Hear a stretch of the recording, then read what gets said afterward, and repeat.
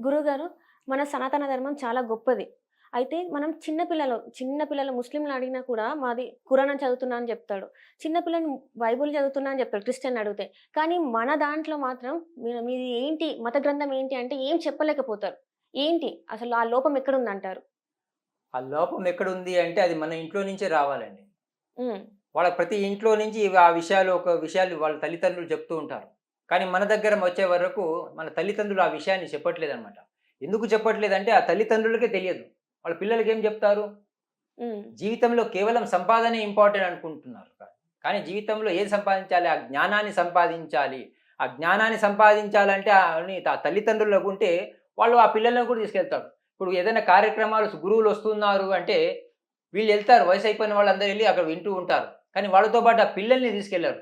కానీ ఇతరులు అట్లా గాదు. ప్రతి విషయంలో ఆ పిల్లల్ని ఇన్వాల్వ్ చేస్తూ ఉంటారు. కాబట్టి హ్మ్. మన పిల్లల్ని ప్రతి గుడికి రోజు గుడికి తీసుకెళ్ళాలి. బడికి తీసుకెళ్తున్నారు. కానీ అక్కడ విషయం చెప్పట్లేదు. ఎందుకు చెప్పట్లేదంటే ఆ తల్లి బాధ. ఆ తల్లిదండ్రులకు చాలామంది ఏమనుకుంటారంటే మన గ్రంథం భగవద్గీత చనిపోయిన తర్వాత పెట్టడానికని చావు దగ్గర పెడుతుంటారండి. అవును. కొందరు చనిపోక ముందు చదువుతున్నారండి. కానీ జీవితంలో ఏదైనా చదవాల్సింది ఉంది అంటే ప్రతి కుటుంబ సమేతంగా ప్రతి ఇంట్లో జరగాల్సింది ఏదైనా ఉంది అంటే అది భగవద్గీత ప్రతి వాళ్ళు చదవాలే. కాబట్టి ఆ తల్లిదండ్రుల దగ్గర నుంచే మొదలవ్వాలే. ఆ తల్లిదండ్రుల లోపమే అని నేను అనుకుంటున్నాను. అది ప్రతి ఇంట్లో అంటే ముస్లిం వాళ్ళ ఇంట్లో ఖురాన్ ఉంటది. క్రిస్టియన్ ఇంట్లో బైబుల్ ఉంటది. కానీ తెలుగు ఇళ్లలో అంటే హిందూ ఇళ్లలో ఎందుకు భగవద్గీత అనేది ఉండదు? ఆ భగవద్గీతలో ఉన్న గొప్పతనం తెలీదండి ఏదైనా కూడా. ఇప్పుడు హ్మ్. మనిషి ఏదైనా ఒకటి కొంటున్నాడు అంటే, ఆ వస్తువులో ఉన్న గొప్పతనం ఏదో ఇప్పుడు సినిమా చూస్తున్నాడంటే వాడికేదో ఆకర్షణ అట్లా రకరకాలుగా కొంటున్నారంటే, దాంట్లో ఉన్న గొప్పతనాన్ని ఏదో నెట్‌లో చూస్తారు, చూసుకుంటున్నారు. కానీ వారి జీవితం మొత్తం గడిచిపోయినా కూడా ఆ భగవద్గీతలో ఉన్న గొప్పతనాన్ని వాళ్ళు చదవాలి అనేది అనుభవించాలి, తెలుసుకోవాలన్న భావన వాళ్ళలో లేదు. లేదు కారణం ఏంటంటే తల్లి వడియేనండి. కాబట్టి ఆ తల్లిదండ్రుల నుంచి అది మీ ఇంట్లో నుంచే ప్రారంభం అవ్వాలి. ప్లస్ మన గురువులు ఆధ్యాత్మికంగా విషయాలు చాలా చెప్తూ ఉంటారు. ఆ శ్రద్ధగా పిల్లల్ని కూడా అక్కడికి తీసుకెళ్ళాలి. కేవలం మనం వెళ్ళడం కాకుండా మన పిల్లల్ని అక్కడికి తీసుకెళ్ళాలి. ఈరోజు సమాజం ఎట్లయిపోయిందంటే ఈరోజే కొడుకు పుట్టాలి. రేపే ఇంజినీర్ అయిపోవాలి. ఎల్లుండే వాడు అమెరికా వెళ్ళిపోవాలి. 4 రోజులు డబ్బులు సంపాదించాలని. కాకుండా ఇది కాకుండా కూడా ఆ జ్ఞానాన్ని సంపాదించాలన్న భావన ప్రతి వ్యక్తిలో రావాలనమాట. ఆ జ్ఞానం రావాలి అంటే ఆ భగవద్గీత చదవాలి. ప్రతి ఇంట్లో ఉండాల్సిన పుస్తకం ఏదైనా ఉందంటే అది భగవద్గీత. నేను మా 16 ఏళ్ళు నాకు వయసులో బాగలేక టైఫాయిడ్ వచ్చి ఒక 15 రోజులు హాస్పిటల్ బెడ్ మీద ఉన్నాను. కానీ ఆ రోజు మా అమ్మమ్మ ఇంట్లో రామాయణం, మహాభారతం 2 ఉండేదక్కడ పుస్తకాలు. హ్మ్. పూర్వీకులు ఎవరింటికి వెళ్ళినా కూడా వాళ్ళ ఇంట్లో ఆ పుస్తకాలు ఉండేదనమాట. ఎందుకంటే వాళ్ళు చదివేవాళ్ళు. చదివేవాళ్ళు కాబట్టి దాన్ని నెక్స్ట్ జనరేషన్‌కి అది అందించేవాళ్ళు. కానీ ఈరోజు కేవలం ఆస్తులు అందిస్తున్నారు. కానీ వాళ్ళ జీవితంలో ఆనందంగా ఎట్లా బతకాలనేది వీళ్ళకు తెలియదు. వాళ్ళకు అందించలేకపోతున్నారు. అది అందించగలగాలి అంటే మనము మన భారతం కానివ్వండి, రామాయణం కానివ్వండి, బ్రహ్మసూత్రాలు గాని ఇలాంటివి వాళ్ళు చదువుతూ వాళ్ళ పిల్లలకు కూడా అందిస్తే మంచిది. రాబోయే మన జీవితం ఎట్లైనా అయిపోయింది. ఎంట్రుకలు పండుతున్నాయంటే టికెట్ ఆర్ఏసీలో ఉందన్నమాట. ఎప్పుడైనా కన్ఫర్మ్ అవ్వచ్చన్నమాట. అసతోమ సద్గమయ, తమసోమ జ్యోతిర్గమయ, మృత్యోర్మ అమృతం గమయ. కాబట్టి మనం ఆ మృత్యుకు దగ్గరకొస్తున్నాము.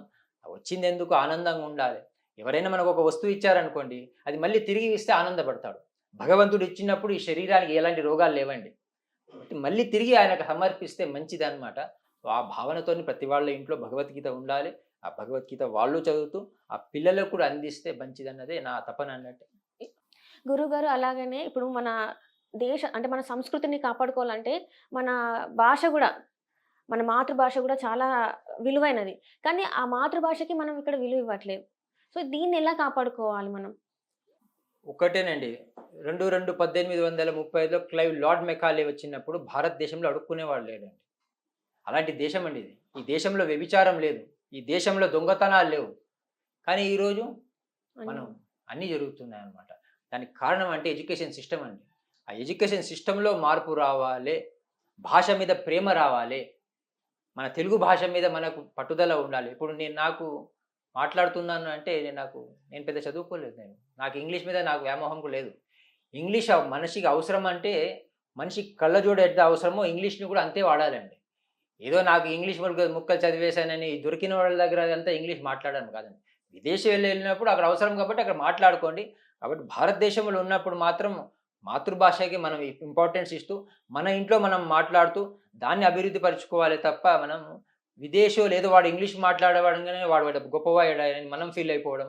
కాబట్టి దానికి దూరంగా ఉంటూ మనకు వేదాలు ఇంపార్టెంట్ అండి. ఇది వేద భూమి, కర్మ భూమి అనమాట, జ్ఞాన భూమి అనమాట.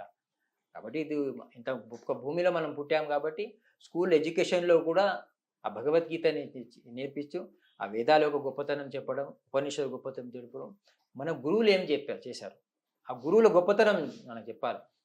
ఈరోజు పంచదార బొమ్మ ఏ సినిమాల పాట అంటే యువకులు తక్కువని చెప్తున్నారండి. అది మన సప్త ఋషుల పేర్లు ఏంటంటే వాళ్ళు చెప్పలేకపోతున్నారండి. కారణం ఏంటంటే ఎడ్యుకేషన్ సిస్టమ్ అండి. ఎడ్యుకేషన్ సిస్టంలో మార్పు రావాలి. అది మార్పు రానన్నప్పుడు ప్రతివాడు దేశంలో మార్పు రావాలి, దేశం మారాలి అంటే వాడకూడదు. మార్పు మనలో నుంచే రావాలి. సూర్యుడు మారలేదు, చంద్రుడు మారలేదండి, మారింది మనమే అనమాట, భూమి అదే అనమాట. కాబట్టి ఆ మార్పు మనలో నుంచే రావాలి. మన ఇంటి నుంచే ఏదైనా మొదలవ్వాలి. మన కుటుంబ వ్యవస్థలో, కుటుంబంలో అందరూ కలిసికట్టుగా ఉండాలి. అంతా నాది అన్న భావన రావాలన్నమాట. ఇప్పుడు మీరు విద్య అంటే చదివే విధానంలో అంటే గురువులు చెప్పే విధానంలో చేంజెస్ రావాలి, మార్పులు రావాలని కోరుకుంటారు. అంటే ఇలాంటి మార్పులు అంటే ఒక వేదాల గురించి చెప్తే సరిపోతుందా మనకి? వేదాల గొప్పదనం చెప్తేనే మన మార్పు అనేది జరుగుతుంది అంటారా మన సంస్కృతిలో? ఒక బండికి 2 టైర్లు ఉంటాయండి.